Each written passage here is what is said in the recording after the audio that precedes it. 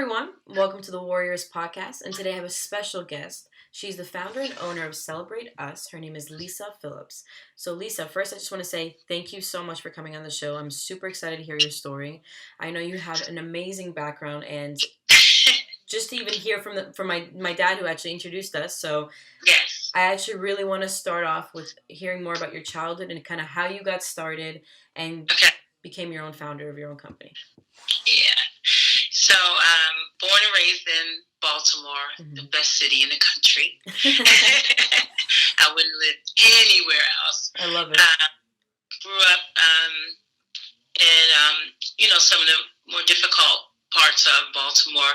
My sisters and I were removed from our home at a very early age.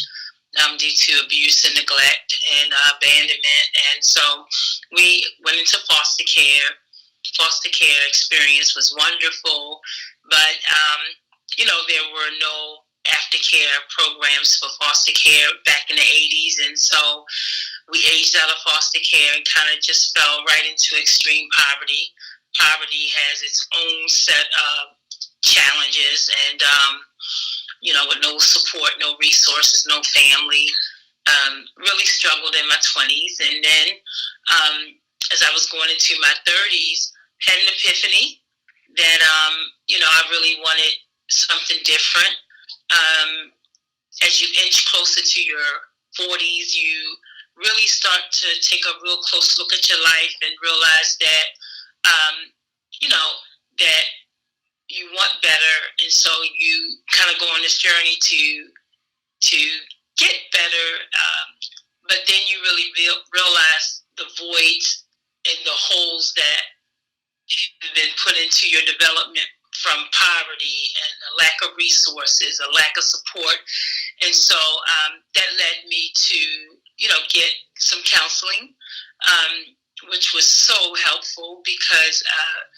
At some point you have to realize that whatever it is that you need to turn things around, that you need what I call a trained mind, somebody that can share with you, why do you think like you think, why do you feel how you feel? And it's so interesting. I learned in counseling that one of the challenges that led to low self-esteem with me is that I'd never been celebrated. And so that's where I came up with the name Celebrate Us. And it's spelled with an extra E because I understood if I was going to turn things around, I was going to need to do extra. And so I put an extra E in the name. People think it's misspelled, but it's not. Right. It's just symbolic of the work that I had to do. And it definitely helps to lead the conversation with anyone trying to turn their lives around, that they understand that there's work to be done. And in some cases, you're going to have to do more work than other people, depending on how deep the hole is that you kind of dug for yourself. And so I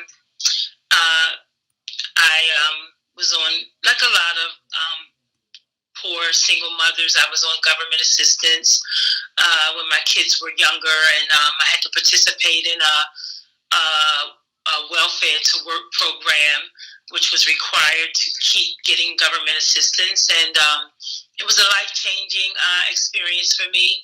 Up until that point, I had never really completed anything in my life. I mean, I finished high school, but that is because obviously I was in the foster home, and so I had the right support and the right, reinforcements.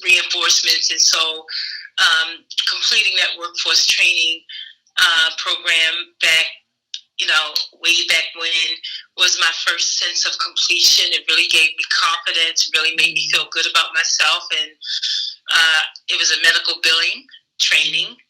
And I started working in that industry and started feeling good about myself. It was really my first real good job. And, being able to take care of your family is something that gives you a sense of pride. And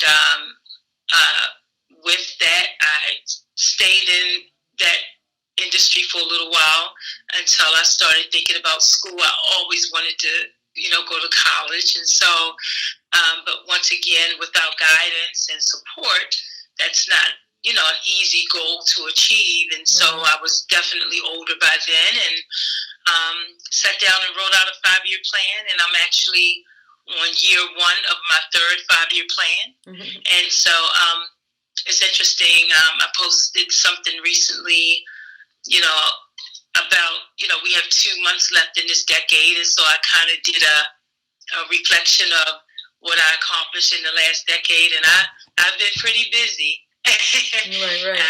I just started in 2010.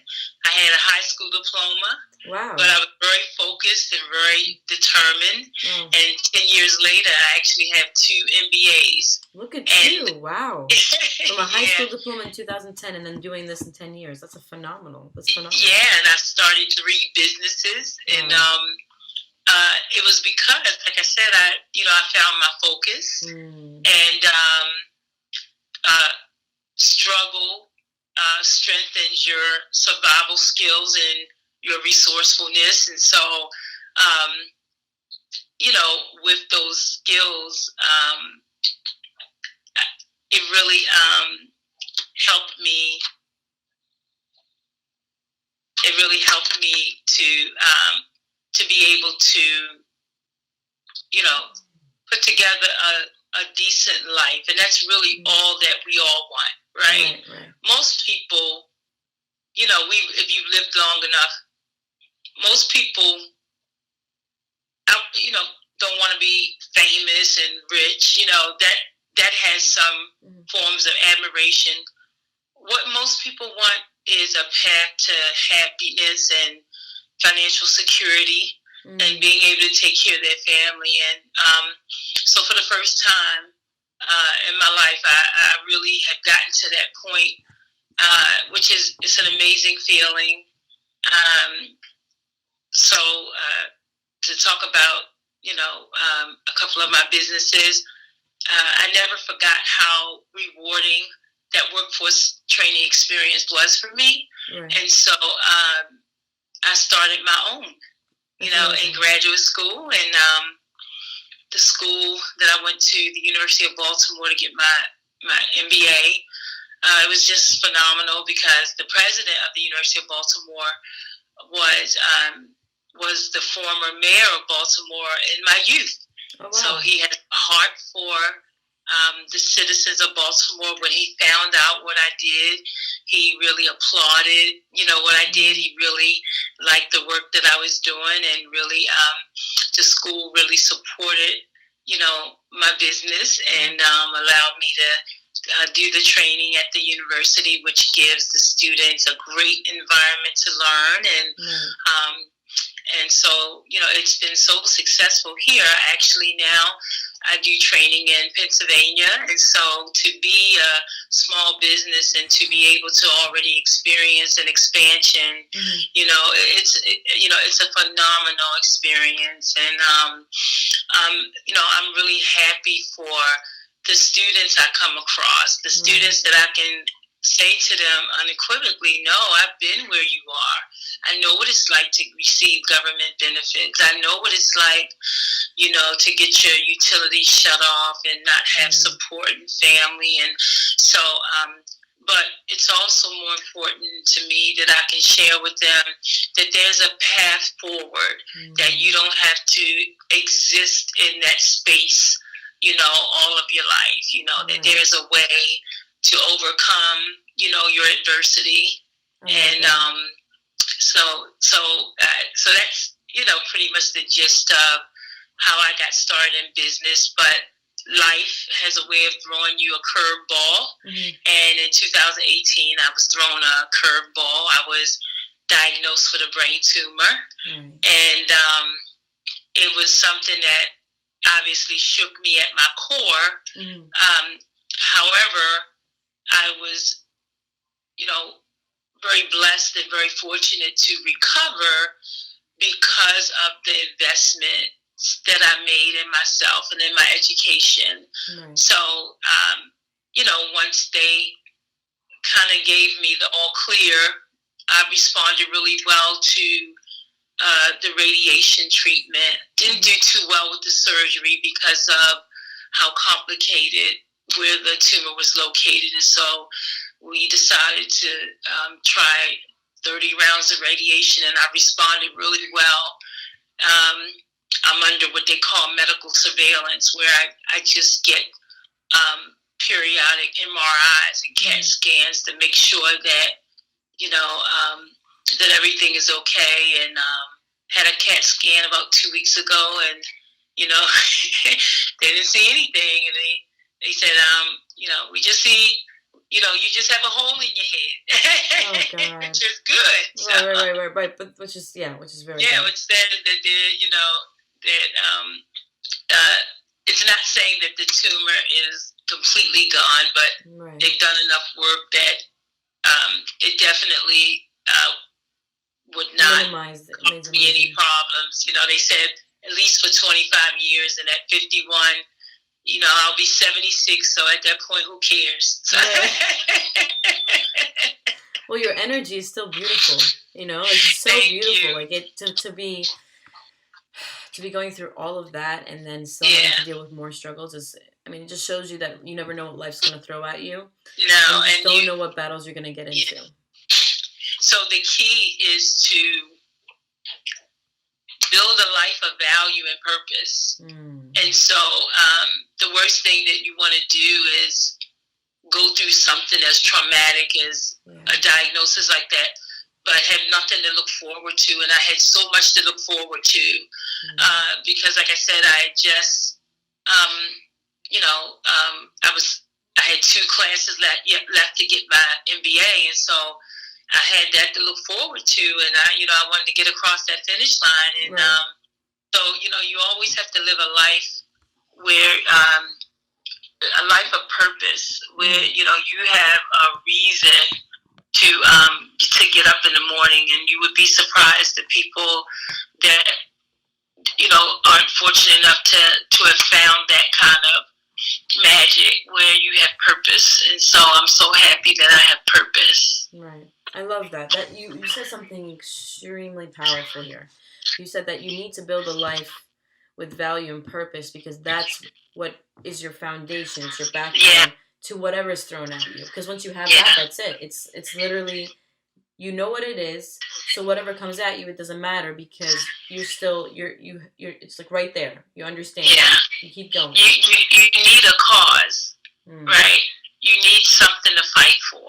Yeah. Now you would think that, obviously I wanted to live, I have children, I have a grandson, and so obviously I wanted to live, but, my life is much more deeper than just what I mean to my family. I'm happy that my family, I'm happy that that I've built value, because there was a time where I had no value in my family because of my poor choices, and so I'm so happy that I found some insight, and that that insight led to me making better choices and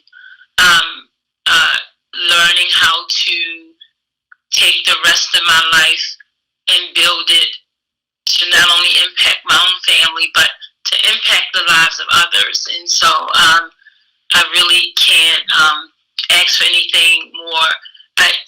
Sometimes I actually feel like the richest woman in the world, not in material possessions, but just rich in purpose. Because the families that I serve, the students that I serve, the community that I serve, it's very rewarding. Very rewarding. I love that. That was beautiful. Seriously, that's beautiful because so many people see wealth as something monetary, right? And see rich as something monetary, and see something that's happiness as monetary. It's never been about what's inside, right? And what you're valuing externally that's providing you to be so at peace with yourself, right? But it's the people that the people you're surrounding yourself with. It seems like people these days are valuing more success in many different ways of the level they can reach with career-wise, but you're never really looking at the level you can reach with being enlightened within yourself and the others that you surround yourself with. So I love that you really that you just said that you feel so rich, right? Yeah. That's beautiful. It's so Yeah. hard, and people don't understand. It's really hard to feel that way, and Oh, it absolutely is. that takes practice, you know. Well, it takes practice. It takes discipline. Mm-hmm. It takes being able to separate yourself from your own needs and being able to have the maturity to look at the needs of others. Mm-hmm. And so that's really how you know, and it starts with having a commitment to service. Mm-hmm. When you are committed to others, the pieces that kind of align themselves with purpose kind of comes together. I'm here to serve. Mm-hmm. And so that's how you get rich in spirit.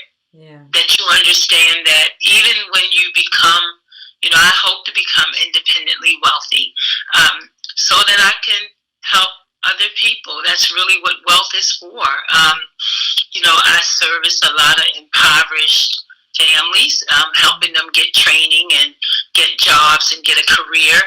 You know, but one of my larger goals is to make enough money so that I can come back and I could send their kids to the best schools. Mm-hmm. Because poverty is a cycle that has to be broken. Mm-hmm. And so the only way poverty can be broken is with success.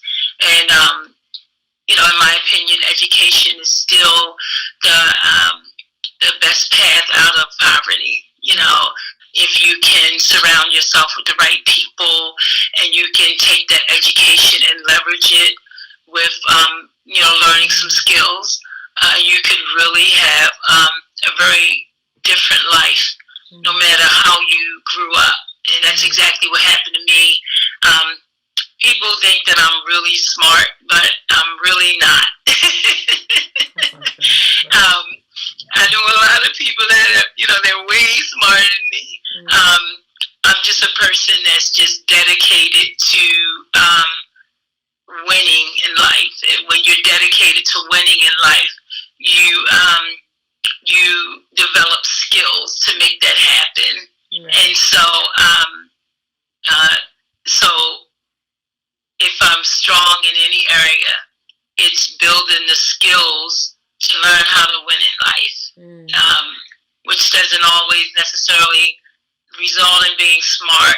You know, it may be being more patient, more empathetic, more compassionate, you know, more willing to go the extra mile, because you can have somebody that's intellectually very smart but not willing to do those things. And so, you know, I'm happy that that I've become a person that is willing to do the hard things, you know, to succeed. I like when you're dedicated to winning in life.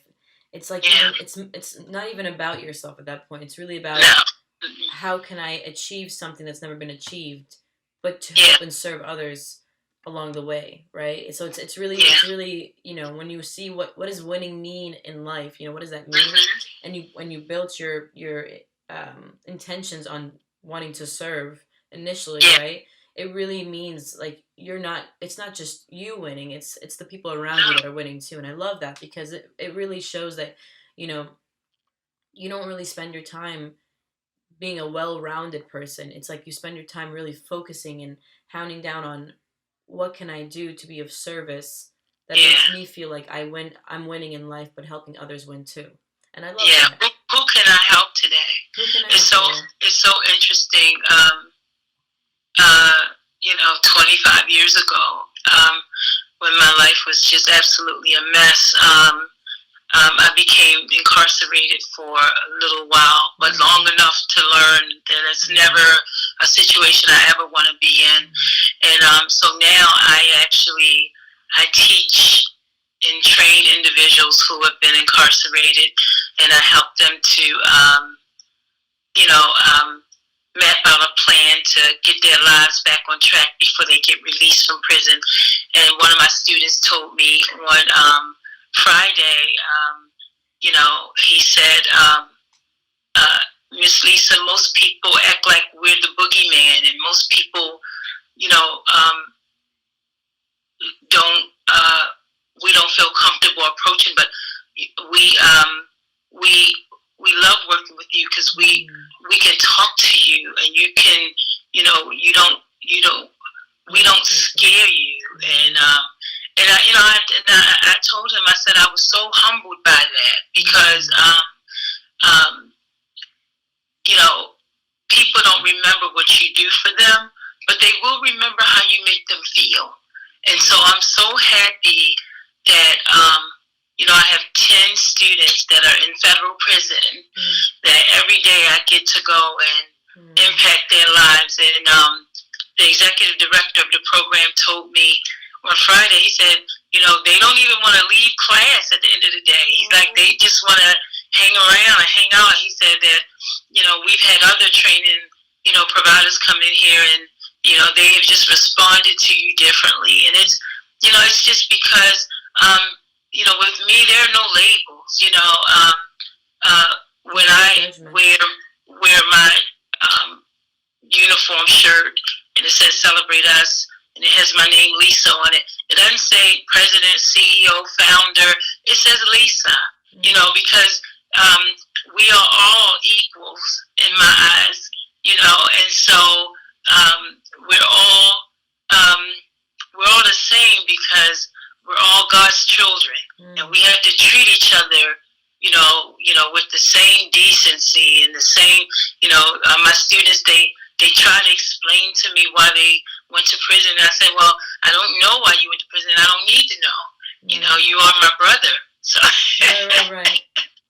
Yeah, and I'm here to help you. So, whatever you went to prison for, I'm not your judge or your jury. You paid your debt to society, and so I'm here to help you see a path on how you could have a wonderful and fulfilling life. After an experience like that. I love that. That's beautiful. That's so beautiful. Seriously, that's amazing. That's hard. The fact that you could make them feel that way shows me that they felt not judged. No. And I think that makes it such a safe place for someone who really maybe regrets it, or maybe just doesn't understand, or whatever the case, the situation may be. Just it allows them to feel free, and that's a feeling that's very hard to give to yourself, and for others to give to other people as well. So it's to be able to do both is a really it's a blessing, and it's a gift. Yeah. We as humans, we carry around so much. I tell my students, I said, we make our mistakes as big as like a big boulder. But the thing about a boulder is that it's so heavy that it makes it hard for us to be productive in any other way. And so the only way we can live a productive life is that we have to find ways to turn that boulder into a pebble. You can carry around a pebble. You can manage your life with a small pebble. And so, and that's exactly what I did. I turned my own life of a boulder-like existence into a small pebble that is almost so small you can't even see it, because and how you shrink that down is kindness, and being compassionate towards other people, being willing to help, keeping your word, making sure that you are a hard worker, making sure that you complete the things that you start, and little by little you shrink that big boulder down to the unrecognizable pebble. So you're no longer defined by that. That's beautiful. That's beautiful. It's really almost showing people. It's like the so what, not method, but whatever the concept. It's like whenever something happens, like, okay, so what? Like, so what? It's just if you minimize the effect it had or whatever you think it is in your head. You take the power from it.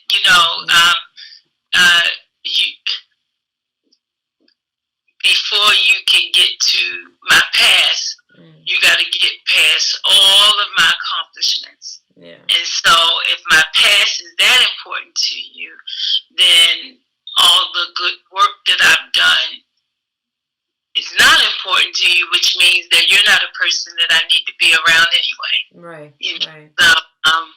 So if you want to, mitigate your past and put your past behind you, you just dedicate your life to improvement. You know, I'm a person that I believe in self-improvement. I work on some aspect of my life every day. Mm-hmm. You know, I work on me every single day, you know, because every single day I make a mistake. I do something, you know, whether I forget to return an email, I forget to, you know, do something. And so because I know that I'm going to make a mistake at some point every day, I have to be open, and I have to understand that I have to embrace self-improvement every day. I love that. That's beautiful. Lisa, seriously, you're touching me in all types of ways. It's getting my head, you know, it's making me think a lot. And I love it. I hope that's a good thing. No, it is a very good thing. It's a very good thing. So talk to me about Celebrate Us. Tell me what. So after all this and the fears and the struggles you had to go through, why Celebrate Us? Yeah. So once again, I went into counseling and met a wonderful therapist, and she didn't even like for me to refer to her as a therapist. She said, "Lisa, I stopped being your therapist a long time ago. I'm now just your friend." Oh, and that's beautiful. I remember she came to my first graduation when I got my bachelor's, and she's just been amazing. And she told me, she said, "I wonder how your life would have been different if you would have been celebrated." Mm-hmm. You know, because I never had a birthday party up until that point. I never I got stood up at the prom. So I never had a wedding, never had a baby shower, had 3 kids, and so I'd never been, what celebrating people, what it does is it affirms people. Mm. And so it's affirmation. Right. It says that on this day, for this block of time, we're honoring you. Yeah. And so I said, if I ever started a business, it was going to be to celebrate families. And so my first business was a gift basket company called Celebrate Us Gift Baskets. And how that came about was, my therapist, she said, you need to build something. You need to see something that's in pieces that you can see with work and dedication, that it can be created into something. And she said, if you do that, that will change your mind about how you see yourself. And so I tried cooking and I tried baking, and nothing really moved me until one of my coworkers came into the office with a gift basket, and I'd never seen one before. And she told me, she said, "I bet you did, and you just didn't realize what it was." And she told me, she said, if you look at some old movies like the show The Love Boat, she said, if you look at The Love Boat, you will see they had gift baskets to greet all the passengers in their room. And sure enough, I watched an old episode of The Love, and I said, wow. And I watched some old shows, and she said gift baskets have been around forever. And so I self-taught myself, and by then I was in school, and I did a marketing project, and the marketing assignment was to do a believable business, and so I used the gift baskets, and so I made a Baltimore Ravens basket, and I made a christening basket. By that time, my first grandson was born. I made a christening basket for him, and I'm standing up in the class, in front of the class, and doing my presentation, and the professor came up to me and said, "You need to speed this up because, you have orders for gift baskets." And I said, "Orders for gift baskets?" I said, "I don't do this as a business." She said, "Oh, you should, because," but what I didn't know is that there were 3 football players in the class, right? So they loved the Ravens baskets, and so my gift basket right in the classroom, and so I did a focus group and with my wonderful sister-in-law, and you know, people kind of went around and looked at the baskets and gave me feedback on pricing and materials, and you know, I said, okay, well, I'm gonna take a stab at this, and so, but this is where those skills that you don't learn in business school, you know, come out. Like, how am I going to get sales? And so, you know, I had to really think things through. And so I started studying the women on TV in my local area, the news anchors, and I noticed that a couple of them were pregnant. Okay. And so I sent one. She announced that she was having a girl, and I sent her a girl baby basket. Aww. And she loved it, and she posted it on the local station's Facebook page. And like, that smart. Was phenomenal. That's smart. And so maybe a week later, the producer contacted me and said, would you like to come on the show? And I said, and do a demonstration. I said, sure. And so I went on TV for the first time. It was amazing. And now, you know, so that was like 2011. And so, you know, I've been on TV like 9 times since then. Look at you, you're already famous. for my gift, gift bag. I'm affectionately known as the gift basket lady. So, so that was cool. But so, you know, I went further along in business school, and I decided to take a step out on faith, and I opened up a gift basket store. But then the recession hit, and so no one was buying gift baskets anymore because, you know, we were in the throes of a recession. And so, you know, I didn't want my dream to die. So I said, you know what?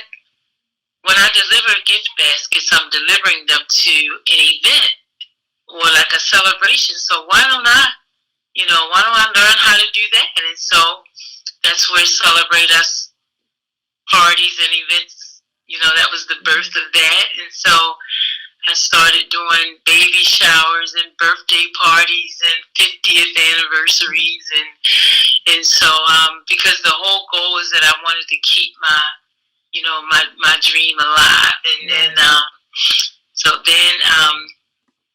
well, because of the gift baskets, I didn't want that to die, and so I turned my product of the gift baskets into a service, and so I started doing these workshops called Build a Basket workshops, where I would teach people how to make gift baskets, and I would do it at the library, at senior citizen homes, and people just love being creative, and so, but it kept my dream alive, and so, and even when I got diagnosed with the brain tumor, so I couldn't do so many parties and events, so I couldn't, you know, that was the casualty of my illness, and so what I do now, because I don't do that as a business as much anymore, maybe for like some long-standing customers, but so I just go around to different communities in Baltimore, and I do free parties for families that can't afford my services. And, that's nice. You know, I have the face painter, the DJ, the bounce house, and I decorate. And so, you know, because it's nice to get something that you want sometimes. Like, you're not going to get what you want all the time, but sometimes it's good to at least get something that you otherwise wouldn't be able to get. So. Right. I love that. That's so beautiful. What a beautiful way to start. It just, I don't know how to put it in words. It's like, when anyone else looks at it, it's just like a gift company. You know, if you were to look at other companies, it's like a gift company or just like a party company. But your purpose behind it, your mission behind it, is just, it makes it so different. It's not even about, you don't even think about the gift bag. You don't even think about the party. You think about the feeling. It's about, you know, your life has to be, you know, everybody wants to make money. I get it. You need money to live and to manage, and, you know, but you have to make your life about mission over money. Yeah. And when your life is about mission, the money comes. And so, and that's what I've learned. And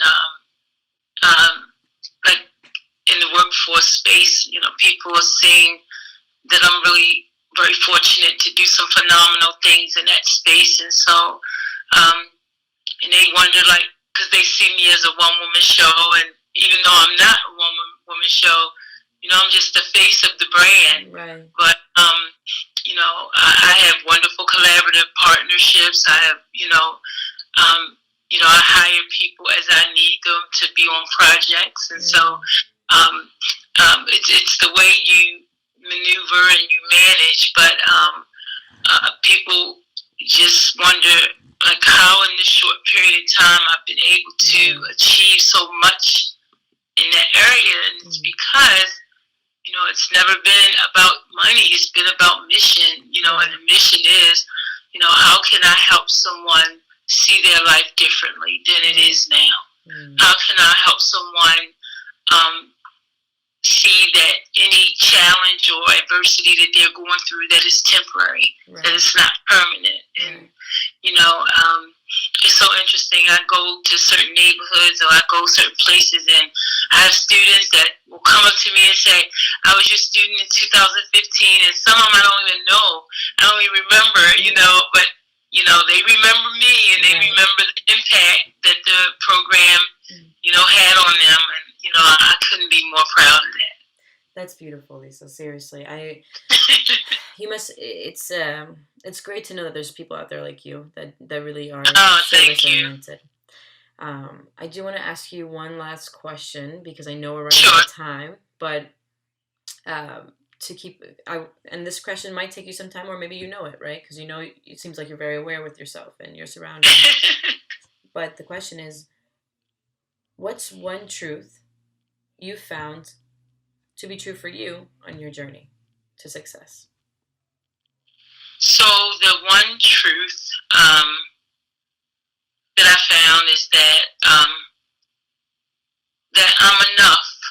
I'm enough with my flaws. I'm enough with when things are good. I'm enough when things are not good. And if you don't know that you are enough, it could lead you to make some very, damaging decisions and choices. And so I think once I learned that I was good enough, I think that was the one truth that really helped me to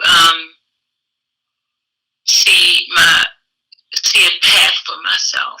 Because when you don't think that you're good enough, you're constantly performing for people instead of living, and when you're constantly performing, you're exhausted, you never get to discover you. And so that was the most compelling thing that I learned about myself, is that I'm enough. I love that. That's beautiful. Thank you. One last thing, I just want to know, where can we find you? If someone's struggling out there, someone wants to talk to you, someone wants to celebrate with you, whatever the case may be. Where can they find you? I'm on all the platforms. I'm on Twitter, Celebrate Us, spelled with the 2 E's. I'm on Instagram, Celebrate Us. I'm on Facebook. You can find me under Lisa Phillips on Facebook. And I'm on LinkedIn under Lisa Phillips. And so, but you can always call me or email me, Lisa at celebrateusworkforcetraining.com. That's also my website, celebrateusworkforcetraining.com. And so, like I said, I love helping people. If I can't help you, I definitely can give you an encouraging word, really encourage you, inspire you to keep going. Right. That's beautiful, Lisa. Seriously, thank you so much. I keep saying beautiful because it is. I just don't know what else to say. Sometimes I'm like, that's right, or it just sometimes. Thank you. No, it's fun. Thank you. Yeah, everything you're doing is just amazing, and I can't thank you enough for coming on my show. Can't thank you enough for everything you're doing. I know you're so many people. And like I said, you know, no one is perfect, but every day we all can be better. Right. And so I'm just striving to just be better every day. I love it. I love it. Well, guys, you know where to find her. If you ever want to talk to her, if you want to meet with her, she's available. And please stay in touch, Lisa. And we'll keep talking anyway. But for anybody out there who really does need her help or want to just even talk to her. Oh, no. I welcome them. Reach out to me. Perfect. All right, guys. Stay tuned for the next episode. And for now, have a wonderful day. Thank you, Lisa. Thank you.